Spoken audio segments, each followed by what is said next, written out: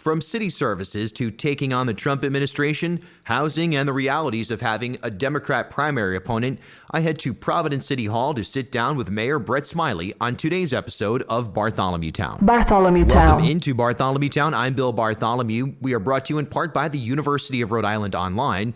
Take charge of the future with the University of Rhode Island's fully online data, tech, and STEM programs designed to propel your career forward. Make an impact in the innovation of tomorrow with programs including quantum computing, UX, UI design, and nuclear engineering.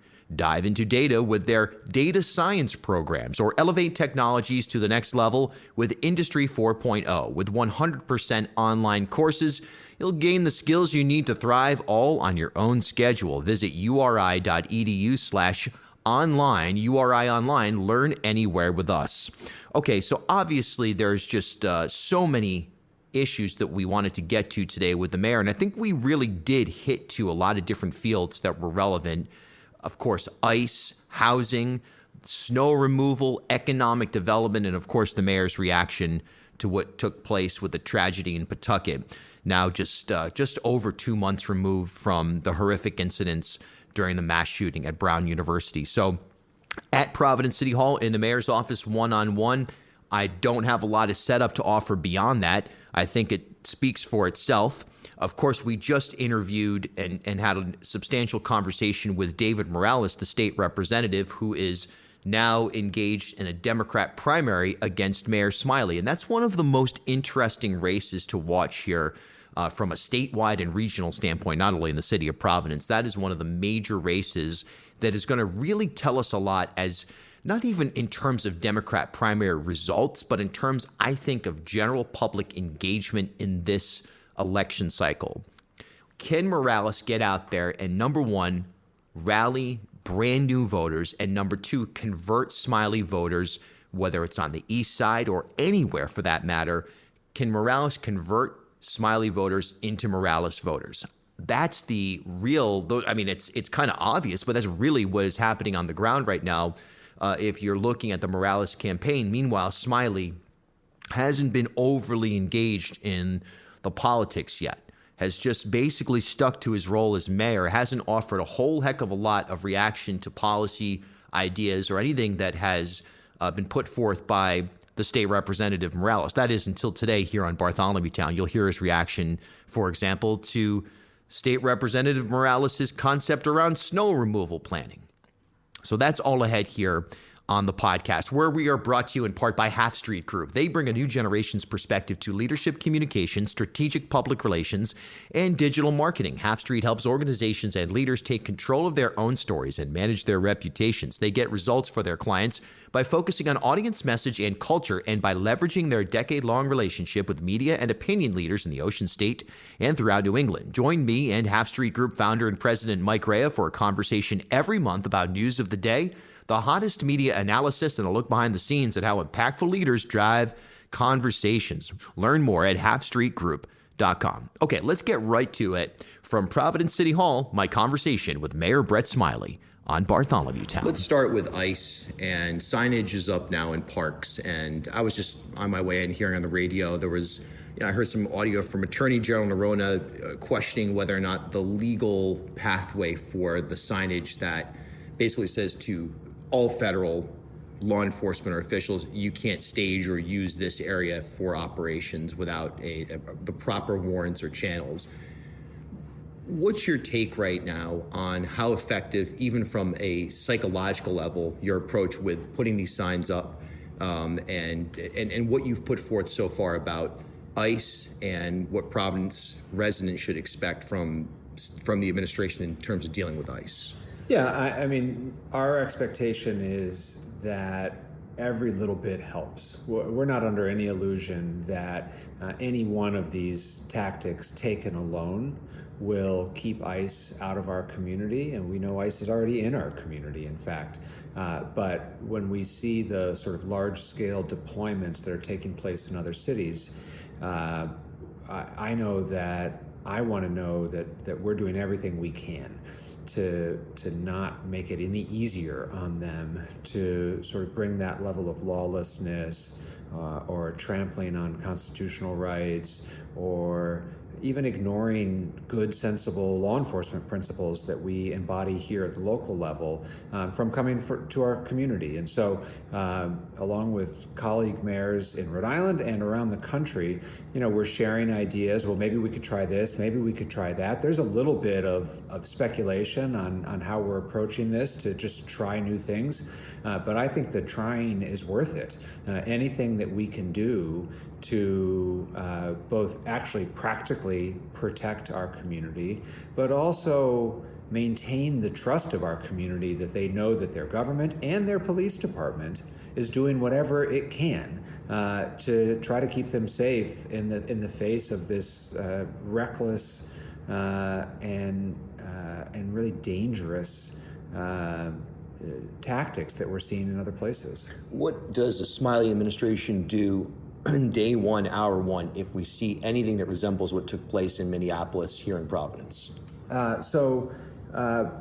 First, the Providence police, and probably in conjunction with state police, because the governor is on the same page as we are. We get coordinated in terms of what our response and order of action will be. I mean, one of the things you saw in Minneapolis is, Minneapolis police were responding to protests or reports of civil unrest sort of after the fact. And in some instances, it only added gasoline to the fire. And so I would hope and would want us to be more proactive about that. I would want those who are protesting peacefully or trying to do things like record federal law enforcement officers to know that when they saw a Providence police officer, that person was there for their protection, to keep the peace, and to try to de-escalate situations. Two, we would immediately work with our community partners, of which we have strong relationships. The sort of lead for us has been Dorcas, but there are many who have, in some cases, better access to the networks of undocumented residents or families with mixed status, to both inform them about everything that we know, to share information so that we can best equip our residents to be prepared, and then to work with them to set up other services that maybe aren't necessary today, but would be in a situation like this. Again, learning from the lessons of other places, they've had to set up things like food delivery services and carpools to get kids to school because certain parents are understandably terrified to leave the house. So stand up those supportive services, which may be in in sort of in an informal neighborhood way, but they need to happen. People need to get food delivered to their house. Kids still need to get to school. And then three is to document. And this maybe gets back to the signage question, which is there will be some instances, and again, we've seen it at other places, where we may not be able to stop, or a private business owner may not be willing to, or anywhere else this might happen, to stop what we think is an unlawful apprehension of someone. But the more we can document it, the stronger our legal case will be when we go to court to either get an individual released or to bring a more comprehensive charge against the agency itself. I mean, outside of the immigration question, my administration has not been shy about suing the Trump administration. We've sued them many times last year, and expect we'll sue them many more times. And at least at the district court and appellate court level, we've been very successful. I hate to even say that it's shocking to me that the federal government would not 100% comply with the courts. They don't, but they have mostly complied with court orders, and so that's helpful. And so I'm sure there are other things, but those are the big three right away, which is to get organized with local law enforcement partners, to be proactive around protection for our community. Two, to reach out to our community partners, to share information and to set up support networks. And three, to document for what we expect would be legal cases. There's been mixed reports about the role that Providence police play in cooperation with ICE or other federal law enforcement. What role does Providence play? And are there scenarios where Providence police are cooperating directly with ICE to either apprehend somebody or to set up a surveillance or otherwise conduct law enforcement operations? Yeah, I know it's hard for the community sometimes when they see Providence police in the same place at the same time with federal immigration enforcement officers, and to understandably be skeptical that they're not coordinating or cooperating. It is crystal clear to every member of the Providence Police Department that they are not to execute immigration activities, which is to say they're not to arrest anyone or take custody of anyone for the purposes of civil immigration enforcement. We do, and we do honor valid judicial warrants. We have before this administration. We will. We must. It's the law. And you know, everyone, I think, agrees that we don't want violent criminals in our community. And if the federal, if ICE or HSI or one of the affiliated agencies, if they have evidence that someone's a violent criminal, they go to a judge, they present their case, and they get a warrant signed. And like, that's the way it has worked, and we would continue to honor that, but that's not what's happening right now. So what the Providence police have a duty to do, and this extends beyond immigration, but it includes immigration, is we have a duty to protect the community. A duty to intervene is the language that's used. And so there will be moments when Providence police will be proximate at the same location at the same time, but their responsibility is for the safety and protection of everyone else there, not for the purpose of assisting with or facilitating the detention of someone on an administrative detainer or less, which is what's happened in some other places. All right, let's talk about the snow removal situation. Look, it is what it is. Weather is what it is. I don't think there's anybody who would dispute that. There were no doubt streets in Providence that you even admitted were underwhelming in terms of the results in real time of getting those streets plowed. There's been issues with sidewalks, so on and so forth. It was a serious storm. I think it is important to note that. Yet your primary opponent has put out press releases, put out actually an entire snow removal plan with videos, so on and so forth. That would be State Representative David Morales.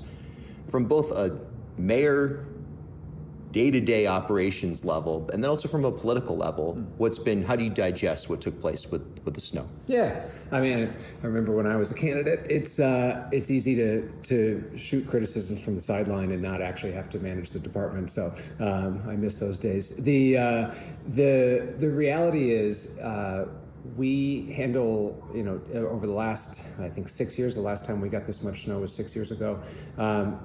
Our typical storm is 3 to 5 inches, 3 to 6 inches, and we get those with some frequency, and we're well equipped to handle them. We've had several since the big storm, and they've all gone just fine. When you get over 10 inches, and this in case was like 16 inches in some places, depending on where your snow drifts were, the equipment, the time that it requires to move that much snow gets much harder, and what you need is much more. And so we last year ordered new heavy-duty trucks.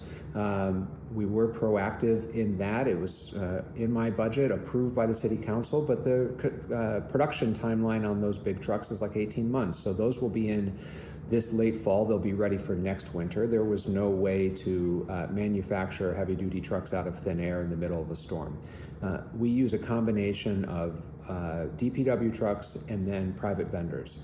The nature of the private vendors has changed over the last several years also.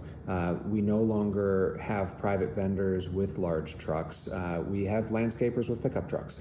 And those trucks do great work in 3 to 5 inches. They really struggle with more than 10 inches. And so what the people of Providence should know is it's not that we held back. We used every vendor we could hire, and we used every truck that we have.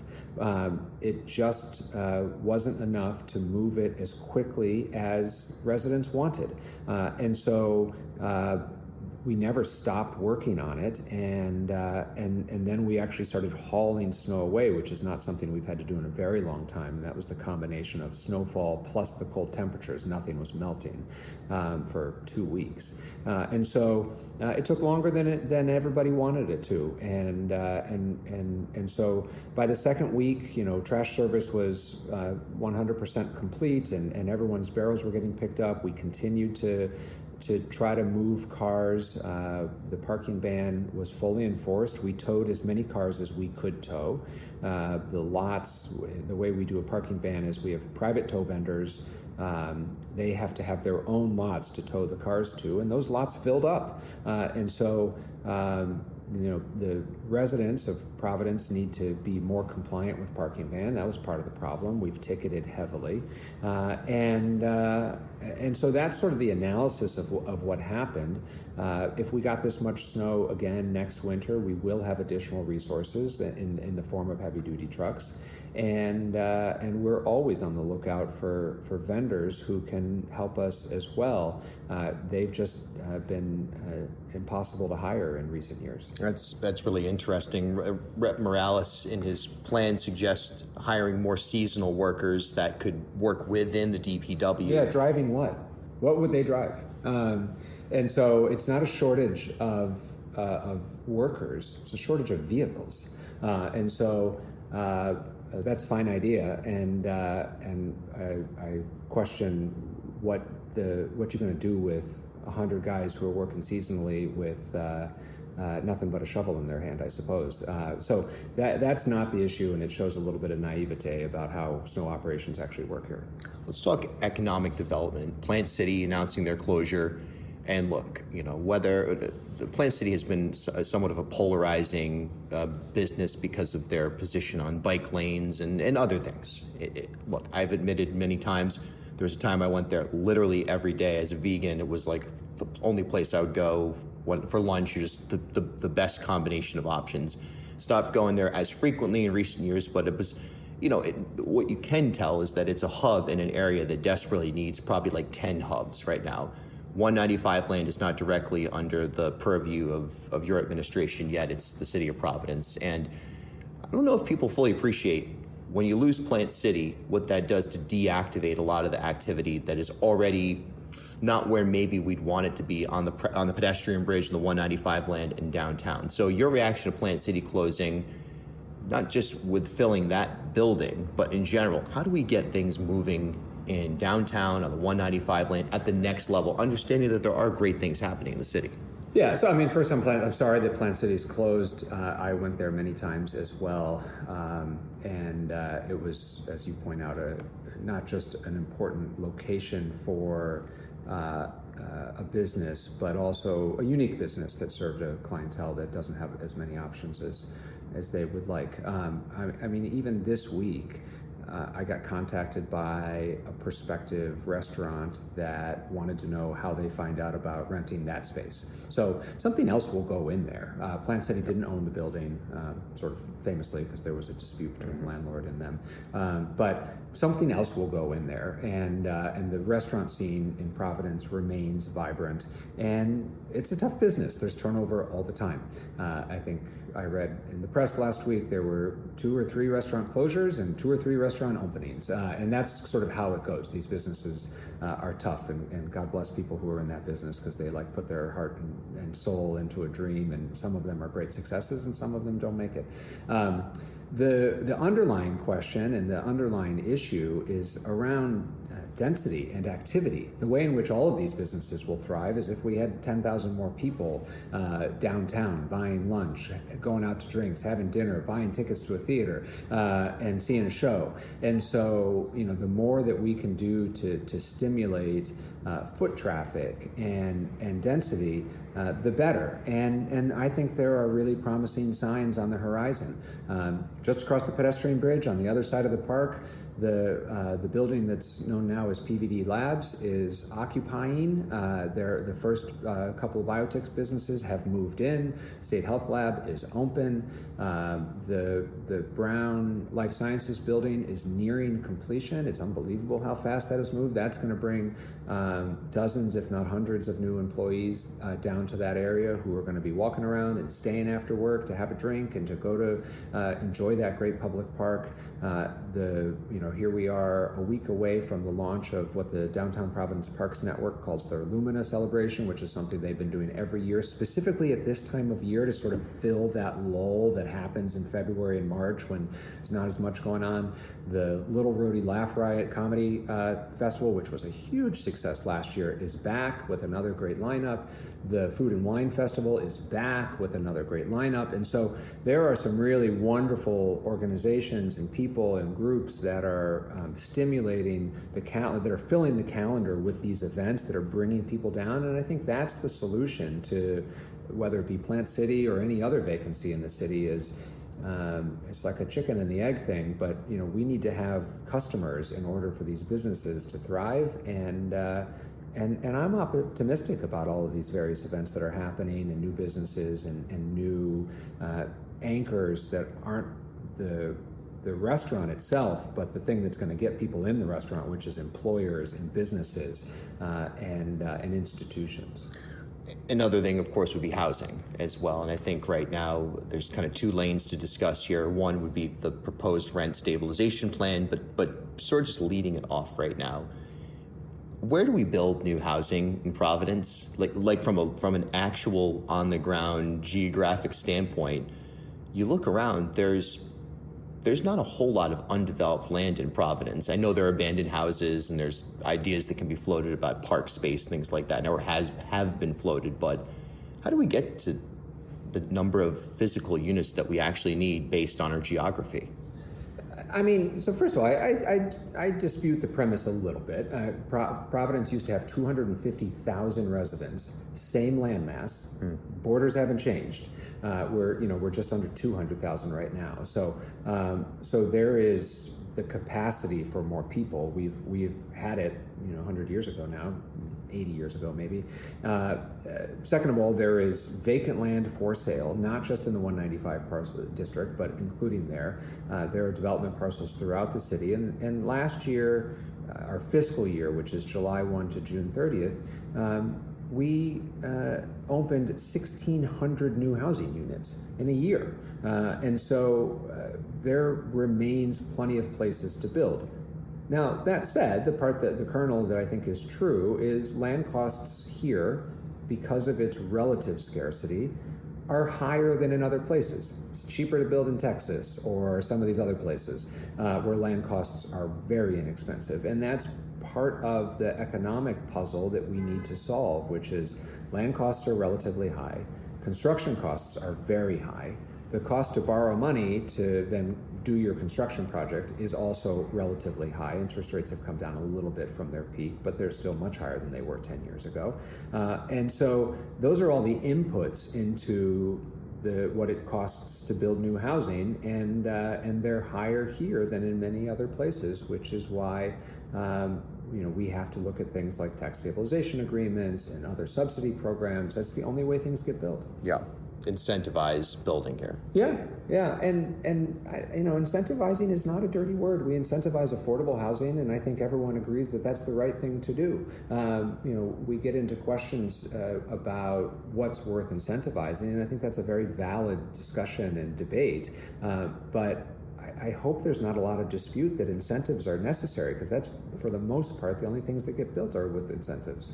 You've been open and on the record for years about your opposition to rent stabilization or rent control. Yeah. Looking at the current plan put forth by the City Council, it seems to me that the one area where there may be room for compromise, industry writ large, governmentally writ large, is within the carve-outs, which executive summary, 4% rent increase cap is the proposal from the City Council, except for a number of different issues, including, probably most importantly, the landlords investing in capital to either refurbish or keep an apartment unit current. That can then be passed on. The passed on number is critical. That's a problem you see in places like New York or St. Paul and Minnesota, where it's not there's a cap on how much can be passed on. That leaves building owners unwilling to make the investment. With that carve out, is there any lane that a Smiley administration gets on board with rent control, rent stabilization, if the carve out is sufficient to make sure that developers are made whole when they make investments? There's not a version of what's being proposed right now that I could support. I'll give them the benefit of the doubt and call them unintended consequences, but I think the other effects of their proposal do more harm than good, and will end up actually making the unaffordability crisis worse and not better. And you take the carve-out question as an example. I don't support rent stabilization because I don't think it works. It's not because I don't agree that we've got an affordability crisis. And I think that's the place with the City Council where we do have common ground. We agree there's an issue. We disagree on the solution, but that's a place to start from. And I'm sure there are things that we're going to be able to work together that will help renters who are cost burdened or otherwise facing an affordability crisis right now. But if you take the point you raised, I think this is like a bad version of what I view as bad policy. If the lack of predictability, the political nature that they've infused into this is going to make it impossible. So there's no standards for what sort of renovation would a landlord be able to do in order to get the ability to raise the rent to accommodate the renovation. Then they go to an entirely politically appointed board with not necessarily any qualifications. And so what are they going to start saying? I think you spent too much on that kitchen. We don't think that bathroom needed to be done. That's not a reasonable price to have had to pay the plumber. What's the standard on that? And so if a group of council-appointed folks are rendering judgment on that with no predictability, no clear process, and in a highly politicized environment, it's going to be a huge deterrent. And so, yes, it might technically be allowed under theirs, but it's not going to happen. And this is not New York City. If you're a prospective developer and the only place in Rhode Island that has this bad version of a bad policy is in Providence, you're going to do your next project in Pawtucket or in Johnston or in Cranston or in any other place other than Providence. And I don't think that's hard to envision. And so I just can't conceive of a version that I could support. And what I hope we can do is to focus on the things that we can agree on to provide real relief to tenants in crisis today. And I look forward to working with the council on that. I will say in all honesty and like real generosity, this council and I, while ideologically we're not always on the same page and we've had a few disagreements on policy, it's always been about policy, and it's never been personal. We've always found ways to get things done and to work together on behalf of the people of Providence. And when we disagree respectfully and civilly, and the process plays itself out, and it will on this as well. Lastly, it's now over 2 months, hard to believe, since the tragedy at Brown University, and still resonating impacts, no doubt, throughout our city here in Providence. Earlier this week, horrendous situation in Pawtucket. I don't think there's any way to make sense of it. I don't think there's any way to sit there and say, okay, we can process it and come to some conclusion. Similar to Brown, as a leader who led the community through the Brown tragedy, what's your message to the leadership and people of Pawtucket and anyone impacted by the ice rink tragedy? So I think the mayor and the police chief in Pawtucket have done a really nice job. They don't need my advice. They know, they're experienced to know what they're doing because of the nature of these co-op hockey teams, and just knowing a little bit about hockey culture, that it's a pretty tight-knit crew to begin with. This really did affect a lot more than just Pawtucket, and I think for all of us, and this gets back to the Brown piece, which is intellectually, I think we all knew it could happen anywhere, but we all thought, this is Rhode Island. These things don't happen here. These things have never happened here. And so now to have this 1-2 punch, to have it happen again, a lot of us are saying, oh my gosh, like, why do these things keep happening and keep happening here? It's like no longer a one-off. And so I applaud the governor for making mental health resources available. I think everyone needs to check in on one another, because I'm sure this has shaken a lot of people to their core in terms of their sense of safety and security in what they thought was their peaceful little corner of the world, which is Rhode Island. And so that's where I suspect people are right now. The last thing I'll just say, and I'm not sure I know the solution, but we should be talking about the problem. The thing that maybe troubled me the most in the aftermath of the Pawtucket shooting, which sadly sort of triggered some uncomfortable memories for me during the Brown shooting, is the level of hate online is overwhelming. And the relative anonymity, and I think the world that we live in today, where we've got a president who has made it acceptable for people to say the most horrible things out loud, is so toxic to our own mental health, to our community health, I think to our national health, that we have got to get a handle on this level of hatred that gets spewed regularly, early on, misinformed, with no goal other than to divide and vilify people. That is really, it's like beyond disgusting. It's really harmful, and it has affected me, and it has affected everyone I know that reads this crap. And so we've got to come up with some solutions as a community, as a state, and as a country, because it is toxic. And I cannot imagine what it's doing to young people who are still developing. I at least, am a fully baked human adult with tools and resources.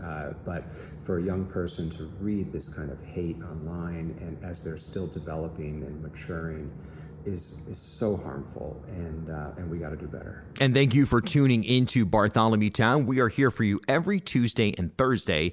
Coming up next week on the 24th at Johnson & Wales University, it's Bartholomew Town Live. We have a special live podcast taking place at the auditorium that'll be a focus on our 250 celebration. And of course, you'll be able to hear that here on the podcast. But if you're interested, bill@ripodcast.com.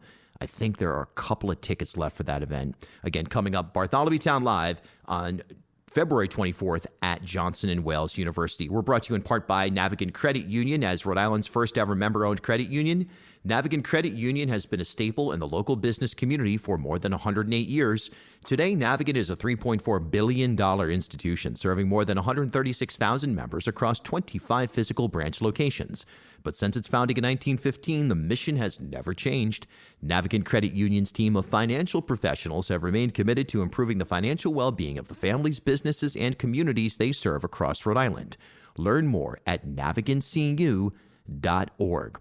Lots ahead here. It is the middle of the winter and an election year. We are just getting started on Bartholomew Town for 2026. We have a lot ahead. Like I said, our first live podcast of the year coming up at Johnson & Wales on February 24th. Believe me, there's going to be more where that came from, and then some. A big election year in Rhode Island, and it's an honor to be spending some of that time with you here on Bartholomew Town, on WPRO on the weekends, anytime at ripodcast.com. I'm Bill Bartholomew, and we'll talk next time.